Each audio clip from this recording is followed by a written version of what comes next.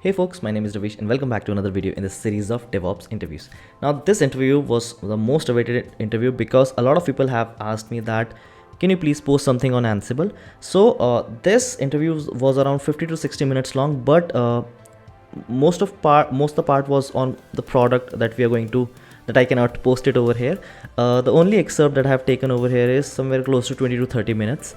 And the position that we hired this person for, first of all, the person got selected. It was amazing candidate. The candidate is amazing, and she answered all of the questions really nicely. And the product that we talked about, I cannot I cannot talk about that product over here. And the person that we were looking for is like kind of a person who has done configuration management. It does not matter that whether the person has done it on Chef or on Ansible or on Salt Stack, does not matter. But this person that we interviewed was perfectly all right in all the concepts of Ansible. All right. So the question that we asked the person is like we started from very basics. What is configuration management? What is Ansible? Why Ansible?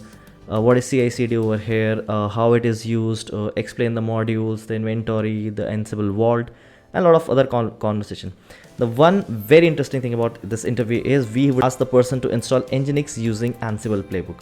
So we are going to talk about that as well. So take a look at this video, and it would be a demo kind of part, and you can see how is this candidate writing the playbook. All right, and that was about this interview. And again, I would like to request that if you're new over here and seeing me for the first time, my name is Ravish and I create content for DevOps and cloud related stuff. Kindly subscribe the channel because it really motivates me to create more content like this. So without further ado, let's get started.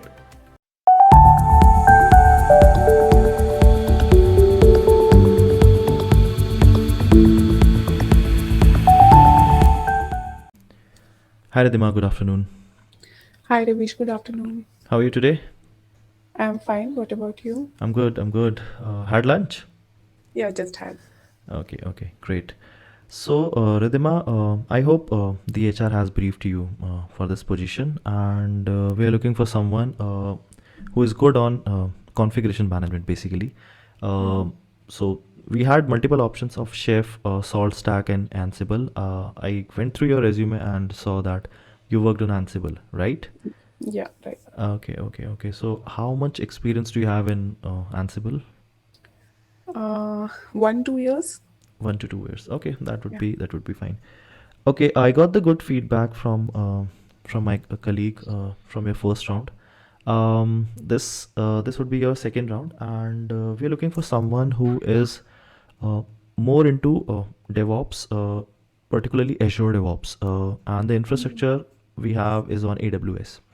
So, are you comfortable in both Azure and AWS or just AWS? No, I'm comfortable in both. Okay, great.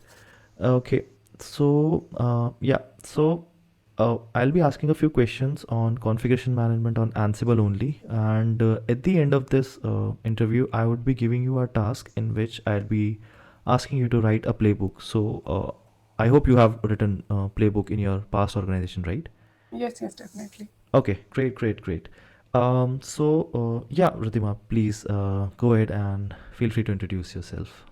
Yeah, so it's Ridhima here, and I completed my 10th in 2010 with 10 CGPA, then 12th in 2013 with 92%, and then graduated from Mumbai University with CSE with 9.2 CGPA, and that then I graduated in 2018 and got campus placement only. My first company was product-based company. There I have worked on Azure DevOps. I have also created a new environment, QA environment from scratch, like literally everything. And I have also worked on SonarCube checkmarks there. And the current company in which I'm working, I'm mostly working on Kubernetes.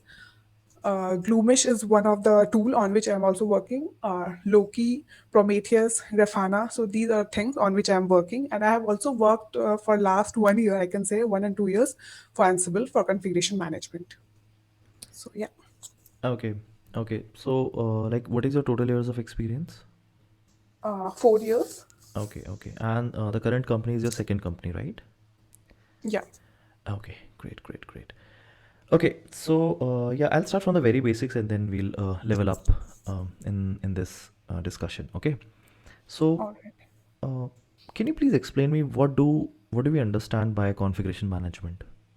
Yeah, so configuration management comes in picture like before we used to do everything manually, but as we can understand that obviously there will be sometime human errors and we can't like there are so many servers available right now. Earlier it was like one or two servers available, but right now as we are developing, we have more servers, so we can't go everywhere and do things manually. So in order to overcome that problem, we come for the practice of configuration management. So like if we have to keep track of all the updates that are going to system over a period of time, so we can't go manually on every system or on every server and check what's going on there. And if we have to introduce some updates, like we have to roll back some issue, we found some bugs, we have to remove that. So we can't go everywhere manually and do the changes. So for that, we have developed a configuration management where like we'll do SSH from one system into all other systems or from one main server into another servers using SSH that is secure, and it will help us to automate things like we'll do changes in one server and it will automatically get deployed and or will be done in other servers also. So this practice is called configuration management. Yeah, Okay. in Okay. common way. Okay. So, you are doing this configuration management like manually or from CI/CD? CI/CD. Okay. What do you understand by CI/CD? Okay, so CI is like continuous integration. So if we are streamlining the development and deployment process, we call it continuous integration. And once the continuous integration is done, like we have written the code and we have to push it from the remote repository to the production, which we call as continuous delivery. That is CD. Okay.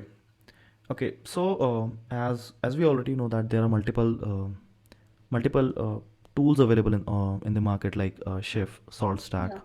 Yeah. Why did you Puppet. why did you folks go for Ansible?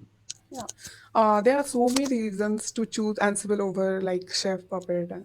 So some of the things which I recollect as of now is, I guess one of the most important thing is like Ansible is agentless.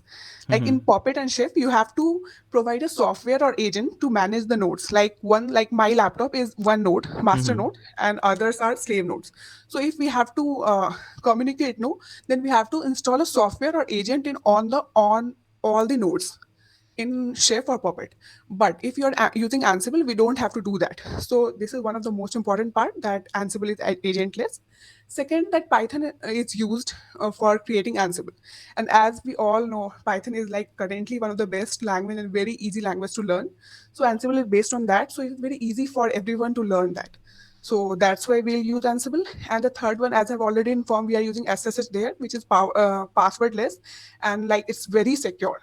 So we are using SSH in Ansible, which is not used in Puppet or Chef.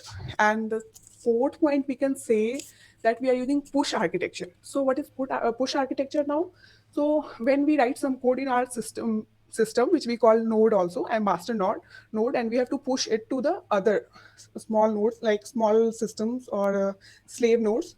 So we can use push architecture. We can push the push the codes from master node to the slave nodes. So this is the push architecture. And the Mm-hmm. setup of Ansible is also very easy as compared to Chef and Puppet. Okay. And Sorry to we have, interrupt you. Sorry to interrupt you right there. So you're talking about the master and the nodes, right? yeah, Okay. So when you're saying push, do you mean that you will do the changes in master and then it will be and it will pushed be to the pushed nodes? using SSH. Yeah, yes, that's what Okay. I'm saying. And That is called push architecture what only. what is pull based architecture? Uh, Pull based, like you have like from name we can understand, right? Like pull based is like we have to pull, like in Git we have push and pull. So in push Mm-hmm. we'll push from our main branch to the feature branch. Similarly in pull, we'll first pull all the changes done in feature branch and rejoin it, rebase it into the main or master branch. So similarly in pull architecture, we'll pull Mm-hmm. all the changes from the slave nodes into the master nodes. But that is difficult, like from each and every One individual nodes second. or One every second. individual. One second. You talked about the push based architecture, which is perfect. Like things, you do changes in master and then it goes to uh, the slave nodes, right? That's push based. Yes. Pull based is basically when your agent make a call to a master, and then like it's kind of a polling kind of a system, that whether my master has done anything, let me ask him. For example, like Yes, yes, I if get it. if you are reporting to me, if I am your manager, Hmm. and you will ask me for work. Okay, Hmm. Ravish, do you have any work for me? Do you have any work for me? Every 5 seconds. Hmm. That's pull based architecture. It's fine. I mean, a lot of people have not worked on pull based architecture. That's completely okay. Okay. Yeah. So you were telling how Ansible works, right? Yeah, overall, this is the like benefit which is there, I guess, for Ansible over Chef and Puppet. And one more thing is like we have inventory in Ansible. Like Mm-hmm. inventory is kind of a YAML file where we'll write all the IP addresses of several slave nodes which are available. So it will make the things easy to work on. So that is available in Ansible, which is not available in Puppet or Chef. So these are some of the points which give leverage to Ansible as compared to Puppet or Chef. Okay. Have you ever used modules in Ansible? Yes. Okay. What do I understand by that? Can you just explain? So Ansible modules are basically like functions or standalone scripts where we have written a set of tasks, like which tasks to be done, like performed. Like as I've already informed, there will be master node. So master node will write a set of tasks for slave nodes which to be performed. So the way in which the specific tasks are written is called Ansible module, like script in which these tasks are written. And Oh. there are, I guess, two type of modules: core modules and extra modules. So whenever we Mm-hmm. set up Ansible, like set up a Ansible in our nodes, then that core module will automatically come. But extra module, as from name it suggests, these are extra available in repository, and if you need it for some time, you can use that extra modules. And if there is some bug or some issues there, then core modules is always a priority to work on Mm-hmm. as compared to extra modules. Okay. So, like in the previous question, you were talking about Ansible inventory, right? Can you explain me its types? Yeah, so as I've already informed, inventory is basically a YAML file in which we have written the IP values, like IP of all the host nodes, sorry, slave nodes. Okay, Mm-hmm. like I have 10 system working, so 10 have different IP address. So we can write that in the particular inventory files. So now there are two type of inventory: static inventory or dynamic inventory. So from name we can guess like static inventory what happens. So in static inventory file, we'll write static IP address for particular systems. But in dynamic inventory, it's generated by script is generated using Python. So the IP is not fixed; it's getting changed if we are using cloud or something. So for that, we have written a script, and it is written in Python language, and the IP will change. So according to that, the script will also change. That's why it is called dynamic inventory. Who has written that Python script? Plugins are available, so we can take the plugins, and I guess developers will write, but we Okay. don't write. It's available already. Okay. So the IP that you are talking about, you folks use IPv4 or IPv6? Yeah, it is IPv4 address. Okay. Okay. Great. Great. Um, can you explain me the actual working of Ansible? I mean, how it actually works?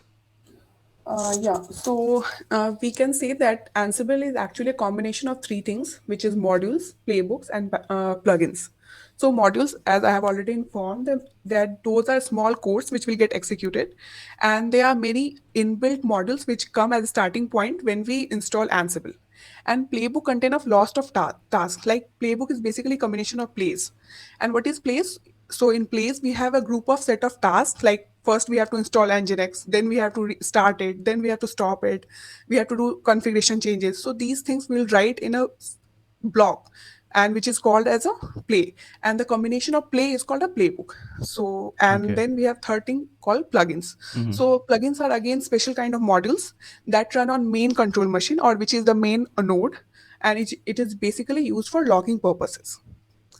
So yeah, so these three things are basically used to work Okay. Ansible. Okay. Okay. Fair enough. Do you have any practical experience on Ansible Vault? Yeah, like if we have to save some of our important passwords or some of the important values, we can't just simply write it in playbook or in normal YAML file. So we have to encrypt it and store it in Ansible Vault. So if we have to store some sensitive data or password, we'll use Ansible Vault. Okay. Okay. Okay. Okay. So the command is also like if you have to encrypt the file, we have to Mm-hmm. write Ansible Vault encrypt and the name of your YAML file. And when you have to decrypt and see your passwords or sensitive data, similarly, you will write Ansible Vault decrypt and your file name. Okay, okay, okay. Um, so you folks use Ansible Tower in your project? Yeah, we use it. Okay, why should I use it? Can you put some light on the features? Uh, yeah, so like I want to tell you that it is created by Red Hat, Hmm. and it makes like as lot of people in our office uses Ansible. So Ansible tar come as a UI thing, and Hmm. it make our work easy. Like it has some of the features which is available. Like across different team also we can use it. Hmm. So like we can set up different dependencies like among playbooks, or we can run different playbooks maintained by different team all at once. So it will make our work easy, and we can also see the any status or task of any place. We can monitor it easily, and we can check like, okay, once this task is done, what we can run next and what are the dependencies available. So it is easily available on the UI thing. We can also track the logs. Like logs are really important for us to get to know that what's going on in back. uh, so we can easily, it's available to see the logs there. And we can like if we have to as I have already informed, we have inventory in which we have static inventory or dynamic where our IPs are written. So Hmm. if we have to change it, update it, we can do it easily when we use Ansible Tower, as compared to like literally going inside an inventory and doing the changes. So it will make like things easy for us. Okay. Okay. Whose decision it was to use Ansible Tower? Sorry. Whose decision it was to use Ansible Tower? I mean, who takes your decision basically when it comes to tech stack? My manager. Okay.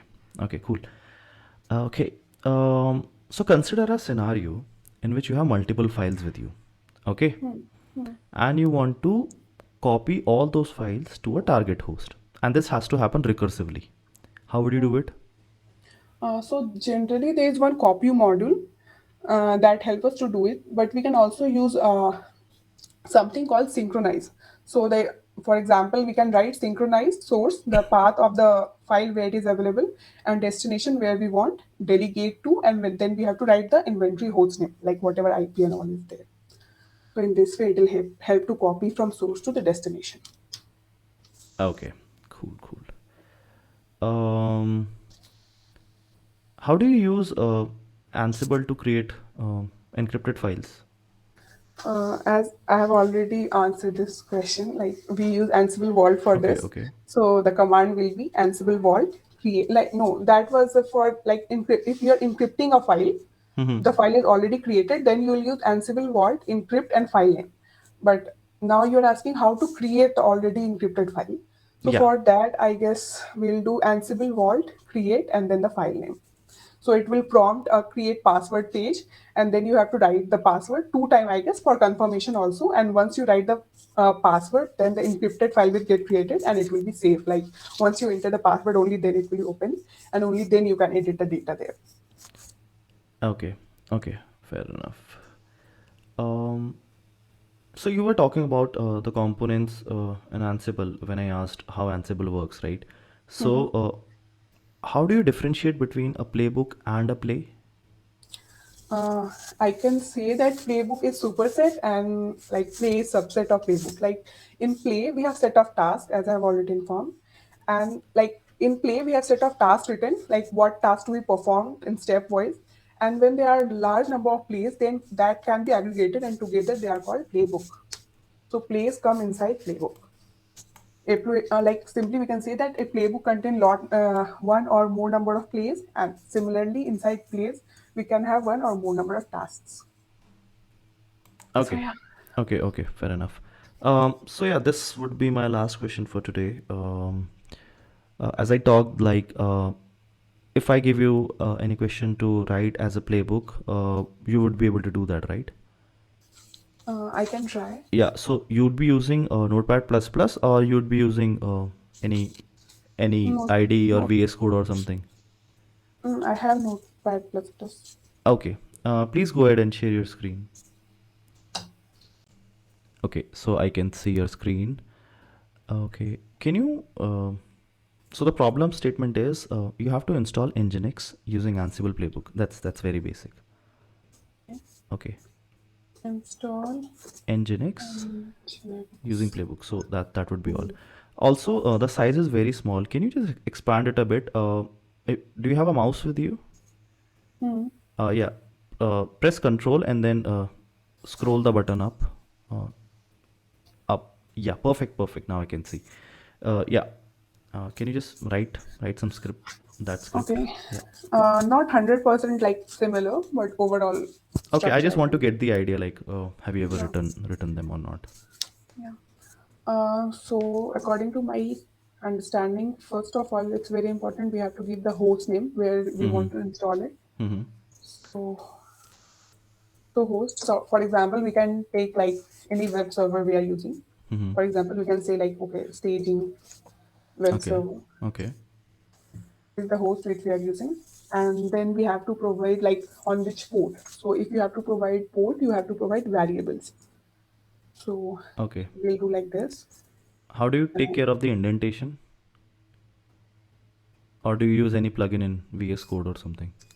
Yeah, we use plugins there, so it will automatically take care of that. Okay. Cool. Cool. Here it's Notepad, that's why it's coming like Yeah. Yeah. this. Got that. Got that.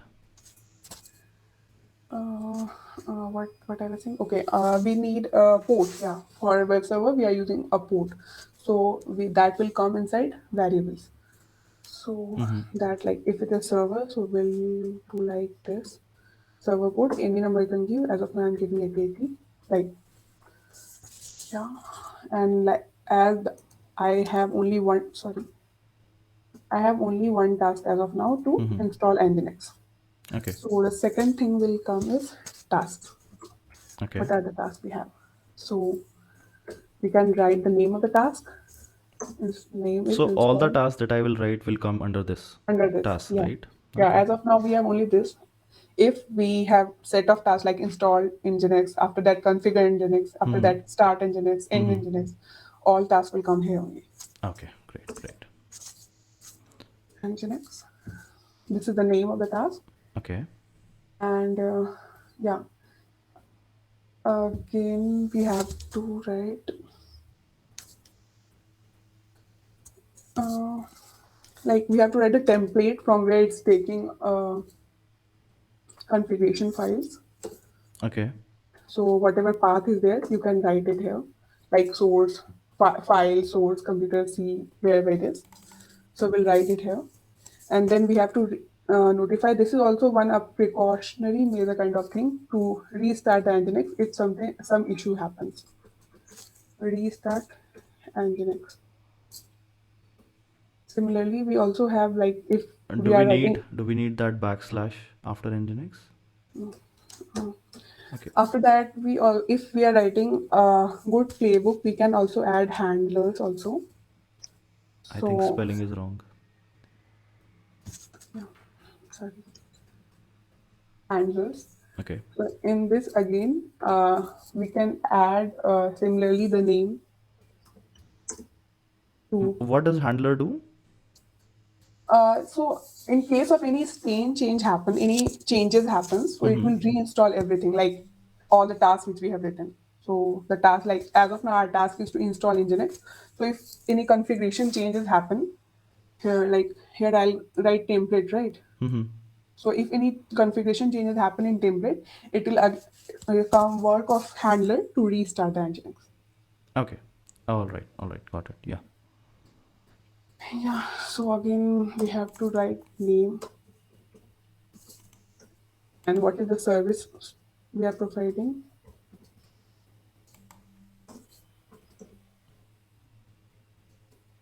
I guess something. I'm not 100% sure. Uh, restart, restarted Nginx, something like that. Yeah, correct. Okay. Yeah. Okay. Okay. And how do you save The it? next state is to restart. Just normal YAML file we can save na normally. Here it's notepad, but normal Okay. YAML file we Got can it. save it. Yeah. Got it. Got it. Got it. Okay. So where do we And maintain? Yeah. Sorry. once this is done, we Hmm. have written whole YAML file, Hmm. sorry, a playbook, and Hmm. we have saved it. So if we have to verify that whether it's working fine or not, whether the task is done or completed or not, it is installed or not, so we can use the command. Uh, I guess this. Where, and as it is Nginx, we have to write Nginx. So this will give us the result that whether Nginx is installed or not. Okay. Your remote machine is a Linux machine or a Windows machine? Linux only. Okay. Okay. Cool. Cool. Okay. Yeah. I think I'm done. Do you have any questions for me? Uh, yeah, so how much work is there on Ansible, and like what is the project and what is type? Like what we are going to do in future Okay. and which So project is related to Ansible? Okay, so as I think my colleague talked to you about in the first round, this person we are looking for is not exactly a senior person. We are looking somewhat mid junior person. There is an architect who will act as a manager for you folks, and there is a team of 3 people. So we already have 2 people hired, and we are looking for the last one. So Okay. probably if everything goes all right, the HR will come back to you. All right. And the work in terms of like it's not a support project. First of all, it's a new project, and we are creating everything on AWS, and we Mm, need someone who knows configuration management. Okay, so you will be responsible who will write these scripts, write the YAML script. We use GitHub as our source control. And uh, did I answer your question or anything else? no, no, it's fine. Thank you. Okay, cool. So yeah, Radhima, thanks for your time, and Thank you. the HR will come back to you. Okay, take care. All Bye right. bye. Bye.